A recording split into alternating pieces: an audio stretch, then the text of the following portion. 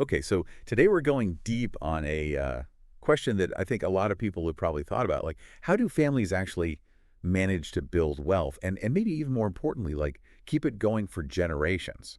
Yeah, it's kind of a fascinating puzzle, right? Because we all kind of know that saying shirt sleeves to shirt sleeves in 3 generations, Right, right. Like, you build it up and like it then, fades away. yeah, it fades away. So we're digging into James E. Hughes Jr.'s book, Family Wealth, Keeping It in the Family, to kind of get at that. Yeah, your sources pointed to that, looking for kind of a framework for how to think about, how some families kind of defy the odds and go beyond that. Right. So our mission today is to pull out the core principles and actionable insights, the stuff that you can actually put to work no matter where you are right now to build a more resilient future for yourself and for the people you love. That's right. And Hughes makes a really interesting point, I think, right off the bat, that wealth isn't just about the money, right? It's really connected to the people and what they know. Hmm. And that keeping it going requires almost a business-like approach to how the family operates together. It's really interesting how universal that shirt sleeves proverb is. Yeah. I mean, you see versions of it across so many cultures. Oh, yeah. I mean, the Irish have that one, clogs to clogs. Oh, yeah, yeah. It all kind of points to this picture of wealth being created, and then it kind of settles, Right. and then just kind of dissipates over a few generations. Right. Almost like it's this natural law, Yes. like financial entropy or something. Yeah.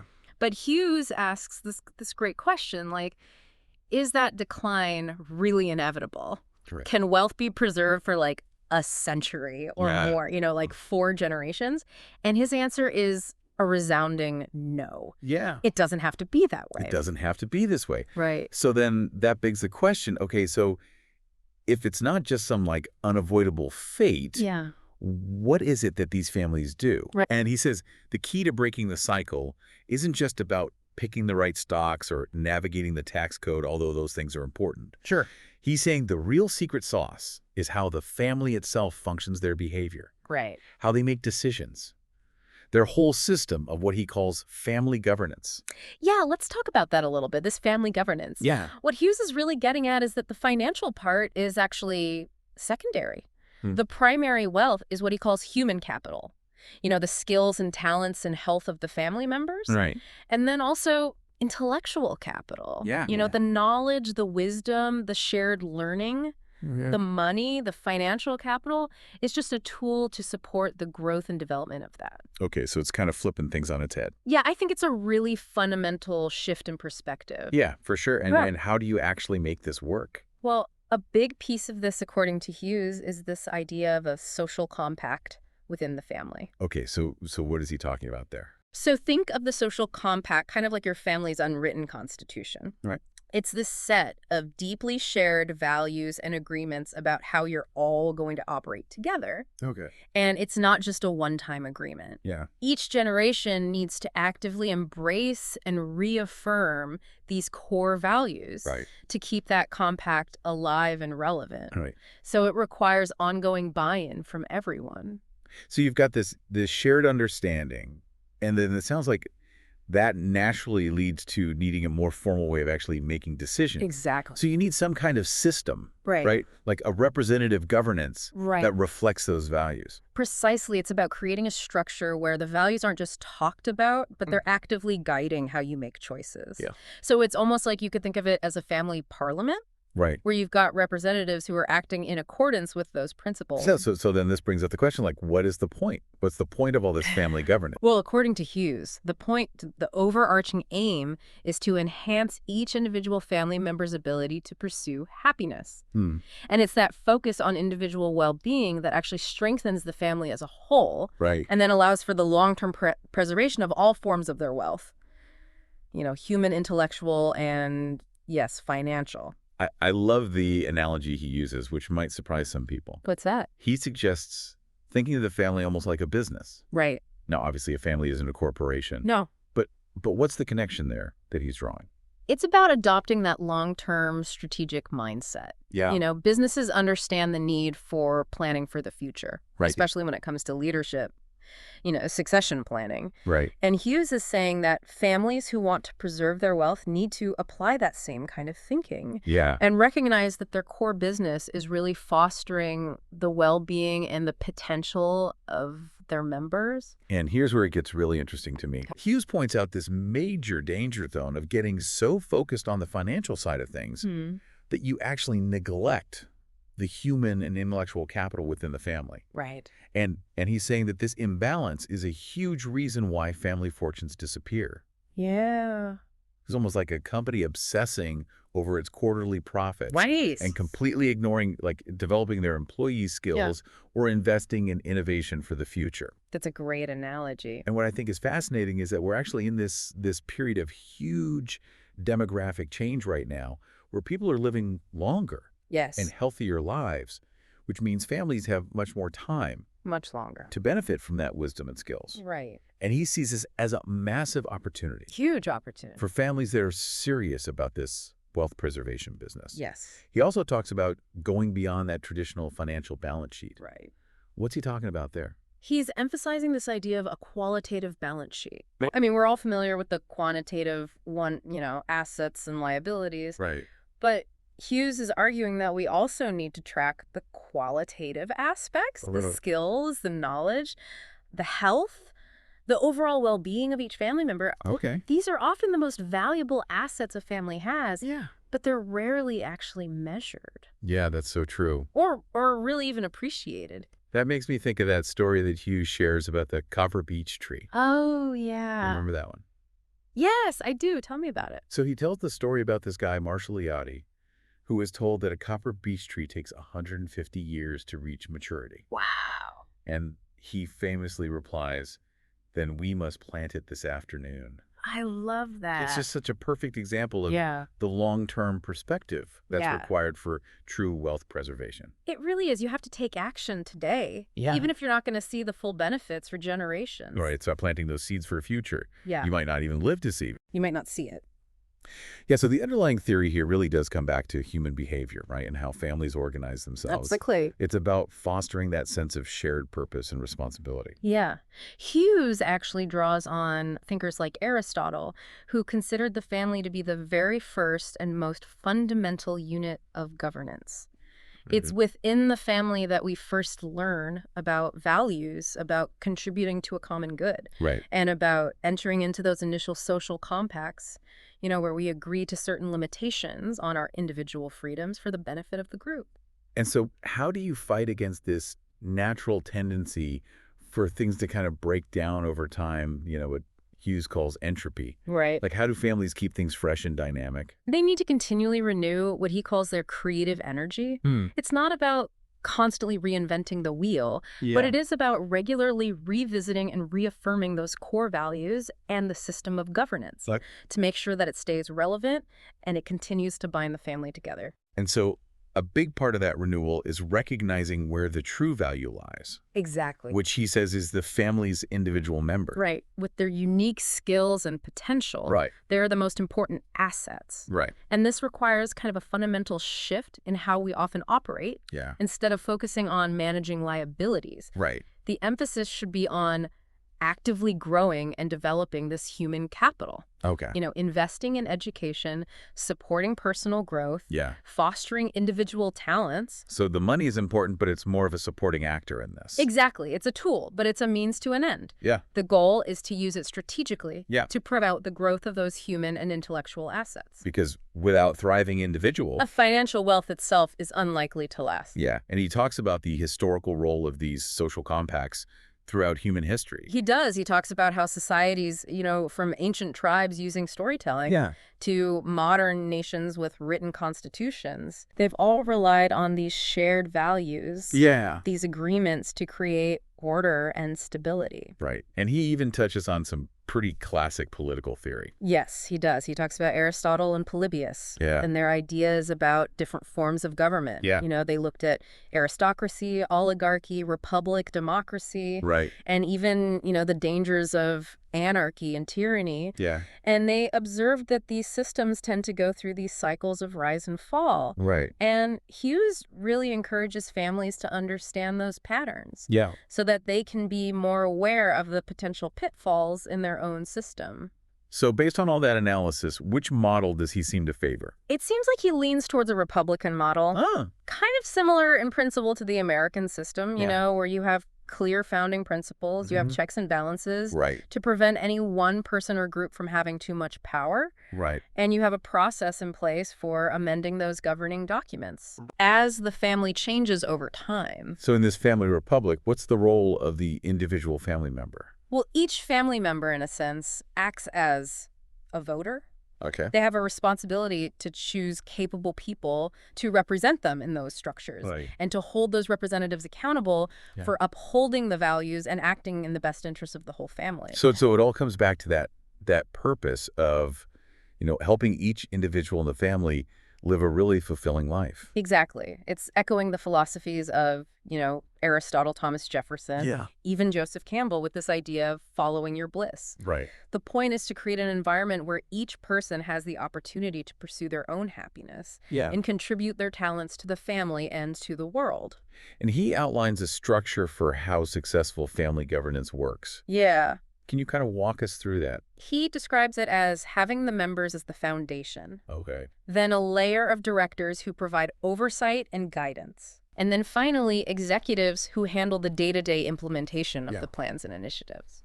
Yeah. Okay, so we've talked about the problem, we've talked about the philosophy, the theory. Yes. Let's get into some of the actual building blocks here. Okay, let's do it. The nuts and bolts of how you do this. Yeah. And the first thing you mentioned was the family mission statement.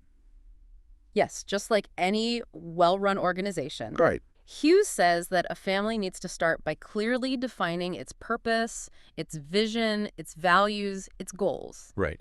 And this mission statement becomes the central guiding document for everything the family does. And it's not just about writing it down, though, right? No, it's the process of actually creating it together. Yeah. What are some of his key rules for effective family meetings? He has several. Yeah. One is the importance of speaking truthfully and openly, without fear of judgment. Right. Another one is to try to be a little detached from specific outcomes. Right. Be open to different perspectives. He even mentions Lee Hausner's no buts rule. I love that one. Which encourages active listening. Yes. And prevents people from just immediately dismissing ideas. Right. And importantly, he says, don't be afraid to be bold. Right. Remember, you're a team. Right. The first attempt is just a starting point. Yeah. And even inject some fun and humor into the process to build those connections. Absolutely. Right. Another key tool he talks about is the power of ritual. Yes. So what role do rituals play in all this? Well, Hughes explains that ritual, which you find in all kinds of communities, really serve to mark these important transitions in life and reinforce a group's shared identity. So in the context of families, rituals can help honor important life stages. Okay. Strengthen those bonds between members. Right. And connect them to their history and their ancestors' stories. So what kind of life stages are we talking about here? He gives several examples, coming-of-age ceremonies. The formal granting of authority to individuals who've shown, wisdom and responsibility. Right. The arrival of new family members through, birth or marriage. Right. Even welcoming in-laws into the family. And these can take a lot of different forms, right? Absolutely. They can draw from religious traditions, secular customs, or even unique traditions that a family creates themselves. Right. It's not just about these formal ceremonies. No, the key is that they provide a structured way to acknowledge these milestones. Yeah. In individual development. Right. And reinforce that sense of belonging and shared history. You also mentioned the family balance sheet and income statement, but with a broader perspective. Yes. Instead of focusing just on the financial numbers, he's saying we should also assess and document the human and intellectual capital. Right. So this could involve keeping track of educational achievements, professional accomplishments, acquired skills, even personal mission statements. So it's recognizing and valuing the full spectrum. Yes, the full spectrum of assets. Which goes way beyond just the money. Way beyond. And what's the benefit of doing that? Well, you often gain a much deeper appreciation for your true wealth. The skills and the talents within the family. Yeah. And interestingly, this awareness often leads to better financial outcomes, too. That makes sense. Because the family is better positioned to leverage those strengths to achieve their goals. So let's talk about some of the specific practices that he gets into. Okay. One that really caught my eye was hat work. Hat work. Yeah. What is that? It's this really insightful concept for understanding the different roles and relationships we play in families. Okay. So he uses this example of a father and a son. Right. One moment they might be interacting as boss and employee in the family business. Right. And the next moment as dad and son, right. In a personal setting. So it's about recognizing those different hats. Exactly. And being clear about which one you're wearing. Yeah, to avoid those misunderstandings. Absolutely. Yeah, he expands on this with this idea of a third party using a white hat or a black hat. Yes, this is interesting. What does that represent? So it's like you have this neutral third party who can step in. Okay. And they can wear a white hat to try and strengthen a relationship. Mm-hmm. Or a black hat to represent maybe negative influences. Okay. Or unresolved issues. Got it.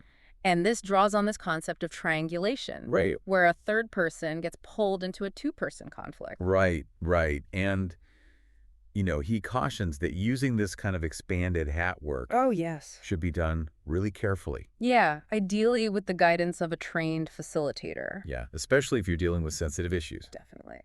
Another practice he talks about is grandparent philanthropy. Yes. I love this one. How does that contribute to this whole thing? Hughes sees this as a powerful way to pass on values. Yeah. Gratitude, stewardship to the younger generation. And it's also a way to teach them about investing. Yeah. And the administrative aspects of managing money. Right. All while fostering a direct connection between the generations. So you're forming these investment committees. Right. Grant committees. Exactly. And the parents are excluded. That's interesting. So it creates this unique dynamic. Right. And it helps the grandkids develop all sorts of skills. Right. Public speaking, leadership, advocating for causes they believe in. Yeah, it sounds like a win-win. Yeah. So what about this idea of a family bank? A family bank is basically where the family acts as a lender. Okay. Providing capital to members to support different things like education, starting a business, pursuing a project. Okay. He actually points to the Rothschild family as an example. The benefit is not just the money, though. Right. It's also the opportunity for the older generation to share their experience. Right, like mentorship. Yeah. Built into it. Exactly. He also talks about having the right kind of advisors. Starting with protectors. Yes, protectors are there to safeguard the trusts. Okay. They're kind of like an independent oversight. Yeah. Making sure the trustees are doing their jobs. And then you've got advisors. Right. What kind of expertise did you look for? Yeah. Well, he says it's not just about technical skill. Okay. It's about finding people who have a calling to this work. Right. He talks about the importance of contrarian thinkers. People with grasshopper minds. Okay. Who can draw on a lot of different experiences. Okay. Offer fresh perspectives. Got it. And then there's mentors. Right. How are mentors different? Yeah. Mentors play a more personal developmental role. Yeah. They guide individuals in their own self-discovery. Okay. But by asking questions, okay, not by giving answers. Read it. He outlines 6 key functions of a mentor. Asking questions, focusing on the mentee demanding effort. Right. Expecting mistakes, agreeing on the outcome together. Yeah. Offering your full presence. So it's a unique journey. Yeah. That's different from just teaching or coaching. Very different. And then you've got the homme d'affaires. Yes, the homme d'affaires, these are essentially impartial observers, wise counselors. They act as barometers of the family's governance. They mentor family leaders. And they offer this healthy skepticism about human behavior. They bring a broader perspective, which can be really valuable for families. Yeah, who might be a little insulated. Yes. Then he talks about the beneficiary-trustee relationship. Right. How should that work? Yeah. He frames it almost like an arranged marriage.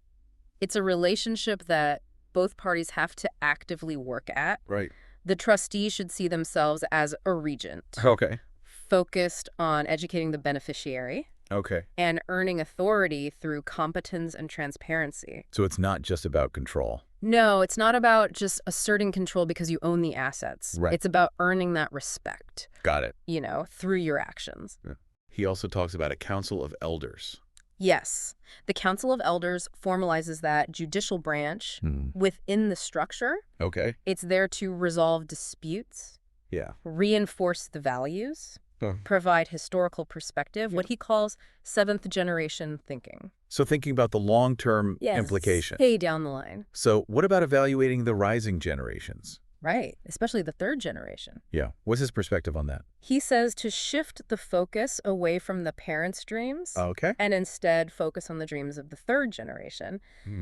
The role of the older generation, then, is to invest their own human and intellectual capital to help those younger people pursue their own path. So it's about supporting their dreams. Exactly. Not the parents' dreams. Exactly. Yeah. He even mentions the idea of peer review. Yes, borrowing from the academic world. Okay, so how does that apply here? He suggests applying that accreditation model to trusts and charitable organizations. So you bring in independent reviewers every few years to assess how they're doing. And the goal is to keep things fresh. Counteract that entropy. Make sure they're aligned with the mission. And he talks about private trust companies. Yes, PTCs. What are the pros and cons there? So a PTC is basically a trustee entity controlled by the family itself. And this gives them more control over the trust. It potentially can exist forever. Wow. And it gets the benefit of the business judgment rule. Okay. But on the downside, there are higher administrative costs. Okay. And potential for lower quality administration if it's not managed well. So you have to be careful with that. Yes, you have to be thoughtful about it. Then he talks about the traditional role of aunts and uncles. Yes. What's their significance? Well, Hughes recognizes their historical role as mentors, especially during that transition to adulthood. Yeah. And he connects this to the power of play. And he emphasizes the need to meet the needs of young men in particular during this time. And then he talks about the potential unexpected consequences of a perpetual trust. Right. What are some of the concerns there? Well, he draws on these historical examples. Like England's rule against perpetuities or France getting rid of trusts altogether. Wow. To show how these things can have unintended consequences. Like what kind of consequences? Well, they can lead to wasted wealth. They can restrict commerce. They could even create this non-productive class. Wow. That suffers from remittance addiction. Remittance addiction. And a sense of entitlement. Interesting. So he's really urging families to be thoughtful about these long-term trusts. Yes. Think about the potential effects on beneficiaries. Right. Their dreams, their independence. Their ability to make their own way. Exactly. So as we wrap up this deep dive, it's clear that preserving wealth across generations is way more than just the numbers. It really is. It's really intertwined with those personal journeys. Absolutely. Of the people within the family. For sure. So for our listeners, some key takeaways are the need to establish clear and adaptable governance structures. Right. To really nurture that human and intellectual capital within the family. Yes. The power of rituals and mentorship. Yes.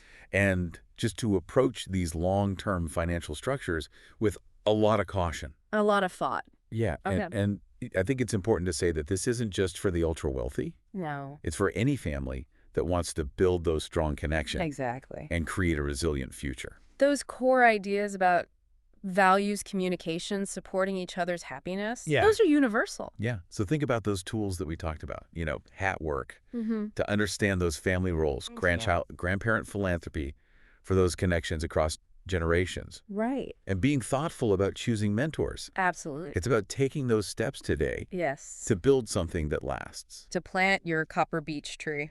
And this deep dive is just a starting point. Yeah. Think more about those examples that Hughes gives. Yeah. Explore the wisdom of those philosophers. Right. And really reflect on how this resonates with your own values and aspirations. What stories define your family? What rituals could you create to deepen those bonds? Those are the questions to keep exploring.